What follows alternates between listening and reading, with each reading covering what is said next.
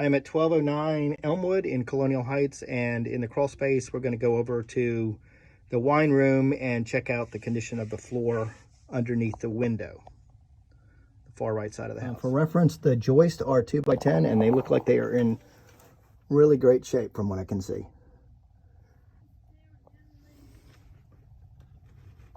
And there is no vapor barrier, but it's very dry under here.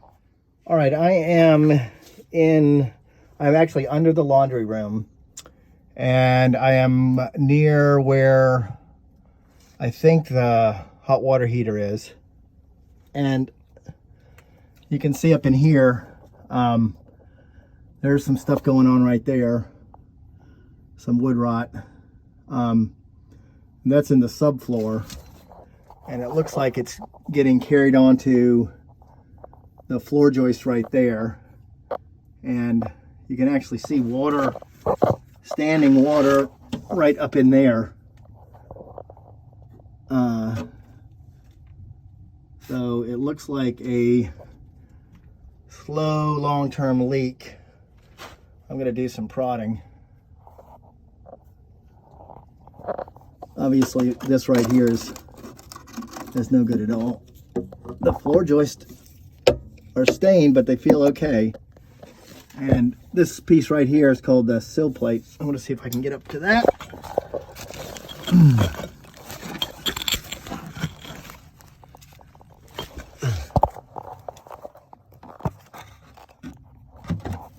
It is wet when you press on it.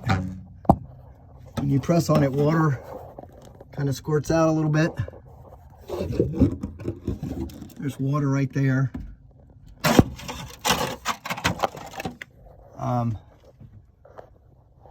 And then the board behind there is called the band board. This joist right here has got, the end of the joist is rotten. There's indications that it may be this pipe right here, this copper pipe that's leaking. You can see a lot of corrosion on the elbow. But this is the classic symptoms of a long-term slow leak. And so far, it looks like it's 1, 2, 3, 4 joist pockets deep. I can't really see back behind the furnace very well. It looks like there's some discoloration on the sill plate. It's been wet a long time. Other thing is,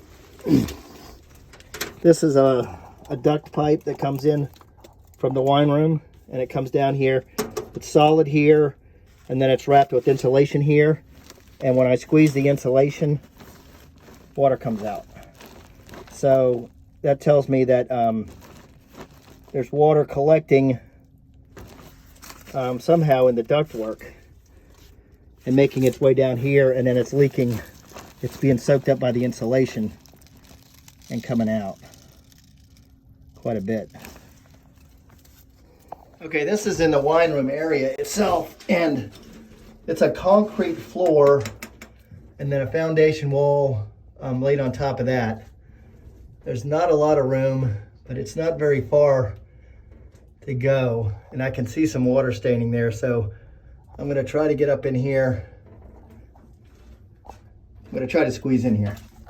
All right, I'm near the exterior wall, and I'm looking back towards the interior, and from what I can see here, everything looks really sound. So hopefully it's just going to be an issue in that one area. I'm going to keep on moving.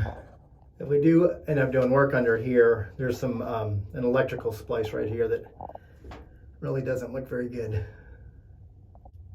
Okay, and this is I think the area that we need to talk about.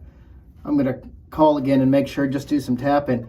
The only thing odd I see here is I see acorns on the sill plate, and makes me wonder what would bring acorns onto the sill plate. Okay, the area that was of concern is right here by this vent duct, and when the vent duct was cut in, these boards here are on a diagonal. So when the vent was cut in, this board no longer goes from joist to joist. It goes from joist and it dead ends into the duct. and the duct is not holding it up. So over time, that board is weakened. It's not difficult to fix. We just simply need to put a bridge, a bridge in between these two joists to hold that one subflooring board up. So I'm not seeing any moisture or water concerns in this area, only back there by, which is good news, only back there by the hot water heater area. This is another view of that area of concern by the hot water tank area, the utility room. This is an area of concern too. These wires are probably original to the house, and they're cloth wrapped, covering the wires, and you can see where this one, the cloth wrapped insulation is gone, and there's a couple of wires in there. It looks like one of them has been wrapped up with electrical tape, so that really is not a safe situation. I would recommend that be taken care of.